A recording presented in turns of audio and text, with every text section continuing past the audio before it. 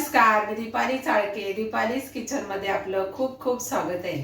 तर मी आज तुम्हाला नाश्त्याचा एक पदार्थ दाखवणार आहे, कसा बनवायचा तो मेथीचे पराठे. कारण काय होतं, रोज रोज नाश्ता काय बनवायचा हा प्रश्न पडतो आणि तो मुलांना आवडतोच असं पण नाही. आणि पालेभाज्या मुलं खात नाहीत बघा.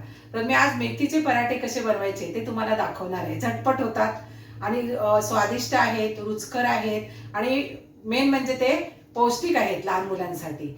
चला तर बघूया आपण कसे बनवायचे ते.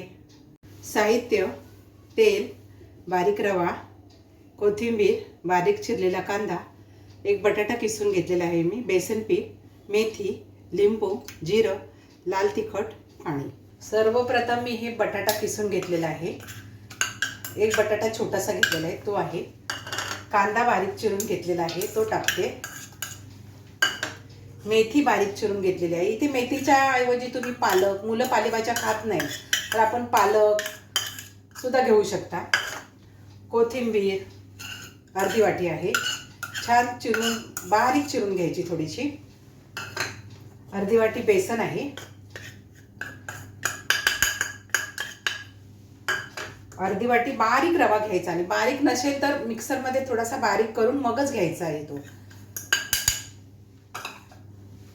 लाल तिखटाऐवजी तुम्ही मिरच्या टाकल्यात तरी हरकत नाही. हे अर्ध लिंबू मी त्याच्यामध्ये पिळणार आहे. आता आपण तडका ओतणार आहोत. तेलामध्ये थोडंसं मी जिरं टाकणार आहे आणि हे आपल्या मिश्रणामध्ये ओतणार आहे. बघू शकता तुम्ही. आणि आता हे छान आपण असं मिक्स करून घेणार आहोत.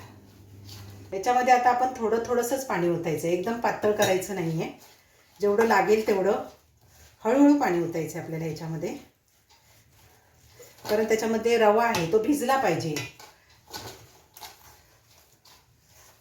हा नाश्ता लहान मुलांना, मोठ्या माणसांना खूप आवडतो आणि खूप हेल्दी आहे तो आणि झटपट होतो. हे मिश्रण असं भिजवून घेतलेलं आहे मी. हे 5 मिनिटं मी असं झाकून ठेवणार आहे, कारण तो रवा आहे तो थोडा भिजला पाहिजे. त्याच्यानंतर आपण त्याचे पराठे करायचे आहेत.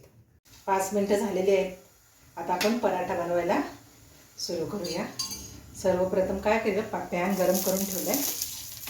त्याला आपण असं तर तेल लावून घेऊया. गॅस थोडासा मिडियमच करायचा आहे. आपल्याला जेवढा पातळ जाड हवा असेल तसा आपण पराठा टाकू शकतो, पण थोडासा जाडसरच हा पराठा छान लागतो.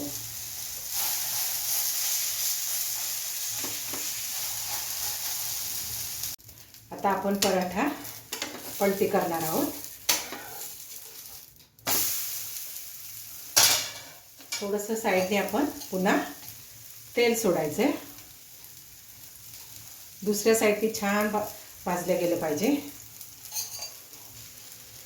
थोडं तूप टाकते मी मध्ये. गरम गरम पराठा आपला तयार झालेला आहे. अशा तऱ्हेने आपला पराठा तयार झालेला आहे. हा तुम्ही लोणच्याबरोबर, चटणीबरोबर, सॉसबरोबर, कशाबरोबरही खाऊ शकता. तुम्हाला जर ही माझी रेसिपी आवडली असेल तर घरी नक्की ट्राय करा. मला कमेंट बॉक्समध्ये कळवा. माझ्या व्हिडिओला लाईक आणि शेअर करा. मी अशा छान छान रेसिपी तुम्हाला दाखवणार आहे. त्या बघण्यासाठी माझ्या दीपालीज किचनला फॉलो करा आणि सबस्क्राईब करायला विसरू नका. थँक्यू.